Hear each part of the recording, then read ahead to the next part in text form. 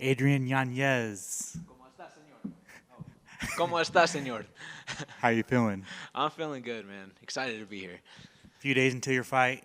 How's the body? How's your mind? Everything's great, man. Body and mind is great. The only thing that sucks is the weight cutting. So everybody's gonna try to skate around and be like, "Oh no, I feel fucking great." No, you're eating less food. You have to sweat some shit out. So for me, I'm gonna be honest about that. But overall, other than that, man, I feel great. And it also helps that I had a coffee with an extra espresso shot in there, so I'm a little bit up there. Obviously, you're coming off your first UFC loss. What went wrong? Man, I got away from myself. I got away from myself. I wasn't doing the right things. As soon as I was doing the right things in that first minute, but again, it's only 1 minute of the fight. 1 minute of the fight, and as soon as I had him rocked, I instantly tried to go for the kill. And again, it was that weird thing because leading up to the fight, I was like, I know who I have in front of me. Like, this guy's a fucking cockroach. He doesn't die. He just won't fucking die. And I said that with the most respect. Again, no disrespect to Rob at all. That's a compliment. Because not a lot of guys can do that.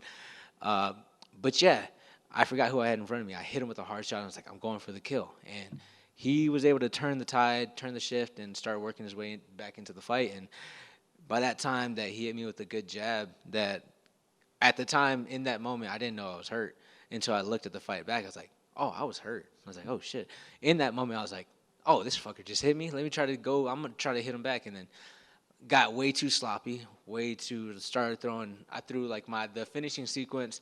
I threw an overhand and I threw a left hook. But if you look at the actual fight itself, where I'm throwing it, left hands down, I throw the overhand. Right hands down, I throw the left hook. And I did it with poor technique. My left hook was so low that it exposed my chin, and that's the shot that got me. That's the one that put me on my ass. So you got to go back. Had to work on the basics. Had to work on my mind, on the mental part as well too, because got to stay within my game plan. If it's working, keep letting it work. So from that fight until right now, I guess what was the biggest thing learned in this camp, or biggest thing learned just? Oh, overall learned is honestly just being able to mentally stay within a game plan, or mentally just like don't throw everything out the window. Why haven't you returned since UFC 287? Man, I've been wanting to come back as soon as the doctors cleared me. I wanted to get back in there as soon as possible. Like I woke up, I was very coherent during that. I was pissed off at myself, of course, but they gave me a suspension. It was like legit. Probably, my coach gave me extra couple weeks though. I got cleared within the same month, but then my coach Eves was like, "Nah, give yourself 2 extra weeks." I was like, "Fuck," but after once it went past the date, Eves was just like, "All right, let's go," and I was like, "Oh, okay, cool." Started working. Been in a camp since May because I wanted to get back in there like immediately. I was looking for an August September fight, and then it was teased towards me September 16th. And I was like, yeah, fuck yeah, put me on that card. That works perfectly for me. That works perfectly. Of course, I would want to fight a lot more sooner, but at the same time, I'm here for it. But the fact that it's October 14th, I'm fighting now, it's, again, it's also kind of a blessing because I got more time to work. So. Were you bummed that you weren't on that Noche UFC card? Yeah, I kind of was. Just the energy of that card just felt like a pay-per-view card, and I really wanted to show up and show out, but we get to have a banger of a fight here at the Apex. And you're undefeated at the Apex, right? So you're, I mean, there Oh, was a. it's nothing but good vibes here, man. Nothing but great vibes here. I love this, man. Coming back here, get to see all y'all again, then get to see Christoph over here, at his home, So for me, it's all good. I mean, there was a little section of time where we were going to name you Apex Adrian, right? Oh yeah, well I'm back here. I'm back here to take the throne. Obviously, you're not getting another tune-up fight. You're getting a tough Jonathan Martinez. Obviously, on paper, it's probably the people's main event, right? Like it's a ridiculous fight. How do you see this fight kind of playing out? Man, to me, it's gonna be fun for the fans. It's gonna be really, really fun for the fans because we're both strikers. We both want to try to knock each other out. The way I see the fight playing out, obviously, is me getting my hand raised. So yeah, it's gonna be fun though. It's gonna be really, really fun. How do you prepare for someone like Jonathan, where he's just obviously a good striker, but he's well-rounded everywhere, and you got to train for those calf kicks, right? Oh yeah, 100%. He does a really good job of being able to land those calf kicks.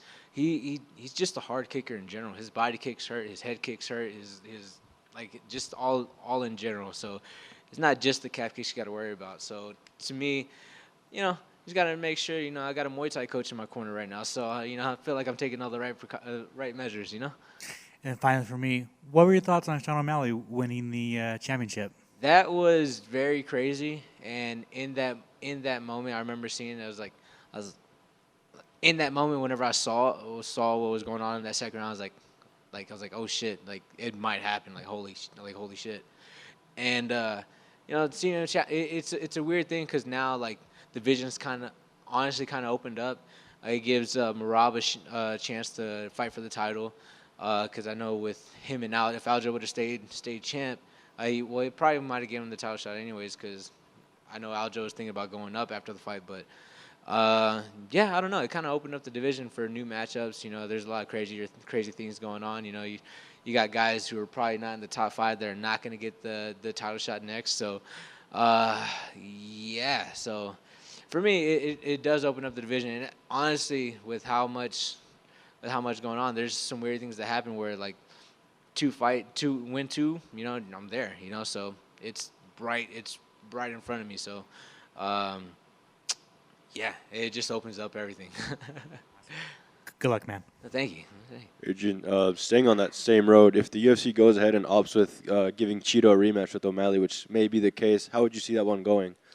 That's a tough one. That's a tough one because Cheeto is like a notoriously so slow starter, and O'Malley can get going pretty quickly if he wants to. That would be a tough one. Like it. I feel like if he were to take that same approach that Corey did, I feel like it would be. It's definitely a winnable fight for the both of them, but I'm edging O'Malley in that fight just because of everything that was going on before the Cheeto hit him with the calf kick, and then next he's on the ground and gets TKO'd. But yeah, I feel like both of them have grown and learned so much from that fight. And I think it wouldn't be the same fight at all. I think it would be a fun fight for the fans for sure. And you mentioned that you had to work on your mental aspect. How was that process like going into this one?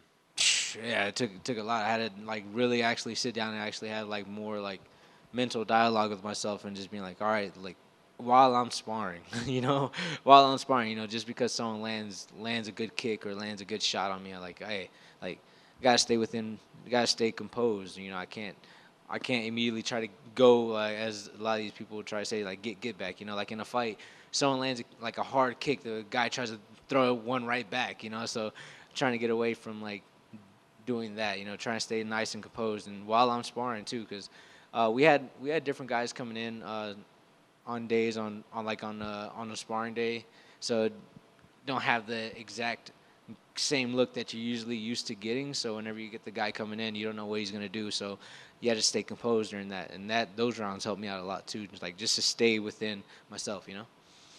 And like obviously this was a longer camp for you. What were like the biggest differences you've noticed going like in with this longer camp?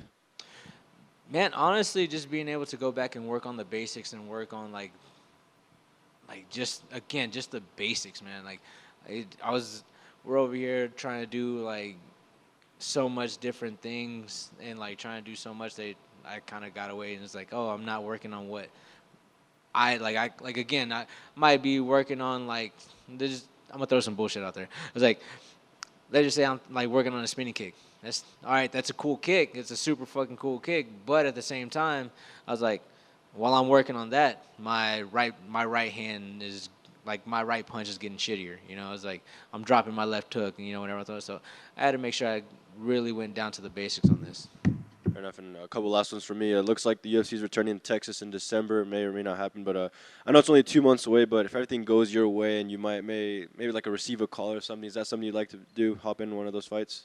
Yeah, make it make sense for me, man. That's all I'm gonna ask. Make it make sense for me, because especially I kind of been super selfish these past couple months with my time and just like because I also coach a lot of guys back in Houston as well too. So I got to make sure they're good as well too. So for me, it has to make sense. If I come out with injuries, then like, hey, that's not happening. But if I come out scot clean, hey guys, make it make sense. Hey, throw we we could bump up pay a little bit. It's fine. But no. I'm up. I would be up for it. I just know it'd be difficult because, again, I kind of put a lot of the guys on the back burner leading up to this fight, and I kind of want to make them a little bit more of a priority as well too, because I got to make sure like we get wins. Fair enough. And last one for me.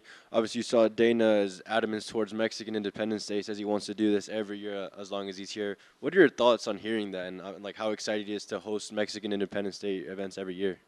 Man, that's fucking awesome, man. That's fucking amazing. Just because like, kind of going back to my childhood, watching all the Oscar De La Hoya fights, the Mayweather fights on Mexican holidays, to me is just amazing. Like that's where most of my memorable stuff, like, comes from, like with my dad, from watching the boxing fights those days, man. Like, man, being able to fight on the day that I know that if I was just anybody else and if it was like I know that day would have been like me and my dad watching fights, So to me, the fact that it's in the sport that I love doing, MMA instead of boxing, me doing that, like, dude, that's so fucking cool. Like I fucking love it just because it has nostalgia feeling for me in the sense that I used to do this with my dad watching boxing, So for me, I'm fucking all for it.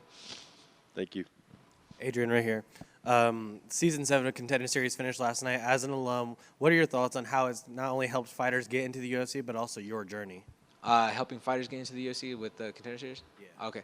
Man, it's a absolutely phenomenal platform to be on. Like, it gives you a boost, like every time you step in and you see the war room with Dana White and you see all those those blue squares, like that means something. You came from the Contender Series. You got the red, I believe that's tough, and then you got the blue. It's just Contender Series. Like, it helps boost you up. Like, they're giving you a platform so you can excel and jump up into a higher position. And it's great, man. Like, I'm telling you, like a lot of these guys now they're especially starting to come in are really solid. They're UFC ready. So they're not really signing guys. They're not really signing guys just like that anymore. Maybe a week's notice, maybe, but even if they sign a guy that has and they're been scheduled to fight on Contender Series, most of those guys get called up to the UFC anyways. It's because that's how good they are.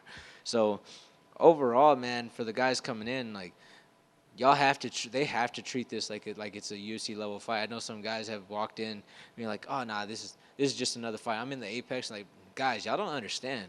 I was like, fighting in the Apex, like y'all fight like y'all in the regional scene.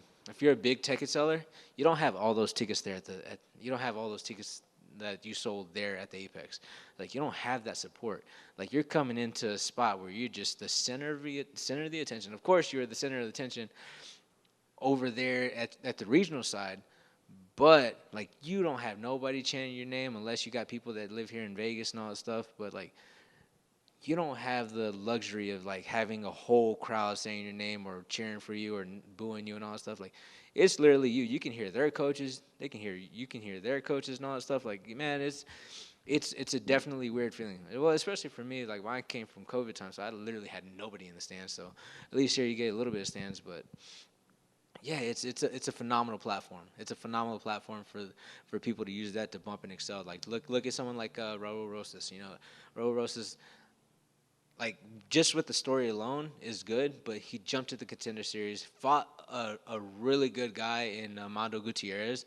That's a UFC level type of fight. Then next thing you know, he grunts into the UFC, gets a good solid win, and then just skyrockets him into another stratosphere when it comes to the following and all that stuff. So there's a lot of good things that can happen here.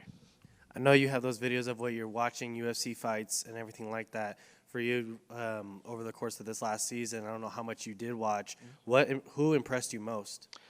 Man, I didn't get to watch this much Contender Series because I was like, most of the times that I was like it was on, I was training, so I was like, I didn't really get to watch too many.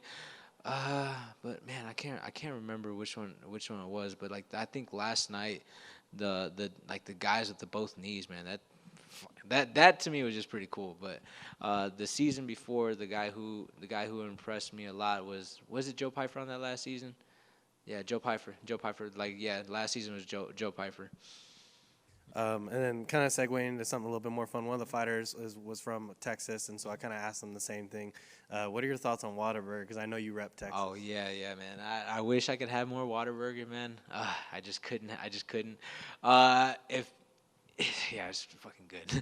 It's good. My favorite thing is the buffalo chicken sandwich there. It's not just the burger; it's the buffalo chicken sandwich. You know, so you get the ranch, you get the buffalo sauce on top of it, man. Then also too, little life hack. You know, what y'all can do is y'all can switch the buffalo and the ranch for honey butter. Like y'all, yeah. Hey guys, guys, try that out, guys. I didn't know this, and then my friend told me about it, and I was like, all right, tried it. You know, one of those nights I came back a little bit too, a little bit having too much fun. Got one of those. Man, those little biscuits, the honey butter chicken biscuits, they're good. But try it on that chicken strip sandwich, man. I'm telling you guys. Definitely gonna have to try that sometime. And then last one for me. I know you're very big into shoes. Is there anything? Obviously, you got the low tops on right now. Is there anything that you're looking to buy soon or anything like that? Not right now. I got to go to Space City. And go pick the shoes I want. But honestly, you know what? They're not. They're good for me. I love them because I don't like the most. I'm pretty basic. These are actually me reaching out, how can I say it? Being a little bit. What's the best way to put it? Adventurous. Yeah, I'm very limited. I'm very basic. Like if it's not black or white or gray, I don't want it. But I kind of either want the LeBrons, the Fruity Pebble ones, or the Polaroids. All right, cool. Thank you, and good luck Saturday. Yeah, thank you. Adrian, just one last one. I saw you mentioned Mondo Gutierrez. He's fighting your friend Cameron Smotherman next month. What can the fans expect out of that? Oh man, no, I'm telling you right now, that's gonna be a fun fight. Like I have the utmost confidence in Cameron. Again, that fight right there is a UFC level type of fight.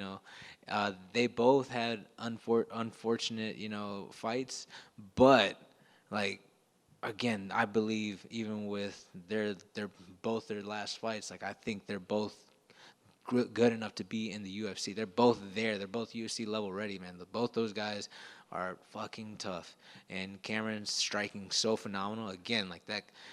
I don't know how the fuck that guy did it within such short amount of time. Like the guy started training with me like about in 2018. So within 5 years, like he's gotten so good he's UFC level, and that to me is fucking nuts, But again, that's gonna be a fun fight, and of course, Mondo is a really good fighter, and I hopefully after this win he goes on after this loss that he takes, he builds a win streak, But again, my training partner, my guy, a good friend of mine, Cameron, like I just think he's gonna dominate, but at the same time, I hope Mondo after that fight goes on a win streak, and gets into the UFC because he's good enough to do it. He's fucking there. He was so close and shit. For me, Cameron's right there too. I feel like he's there. He's been UFC level ready for a while, but that fight's gonna really solidify for him.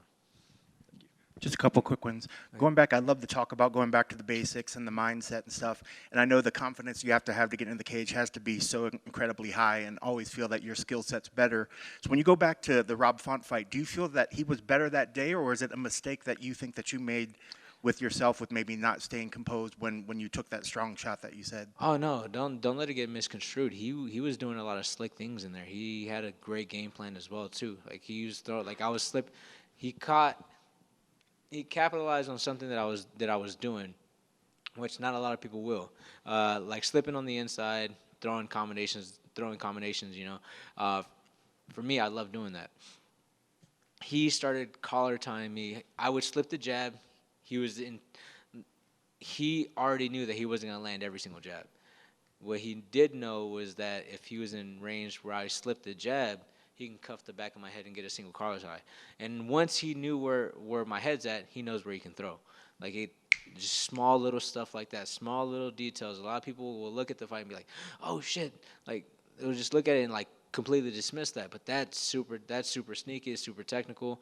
Immediately slip on the inside, you get your back of your head cast in there.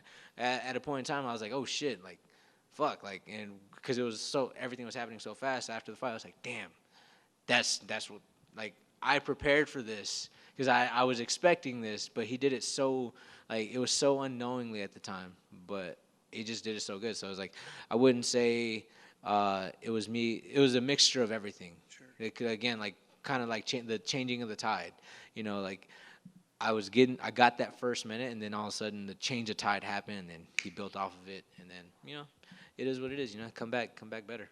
Yeah, and I guess last one just for this. I mean, what are your keys to victory for this fight? What do you need to happen? To have happen to make sure you get your arms raised? Oh, I gotta be smart. I gotta be technical, and I have to let my hands flow. You know, I can't let them drop either. I gotta throw technically. You know, and I feel if I do that and don't get too careless in this fight, you know, I feel like I'll be coming out with the win.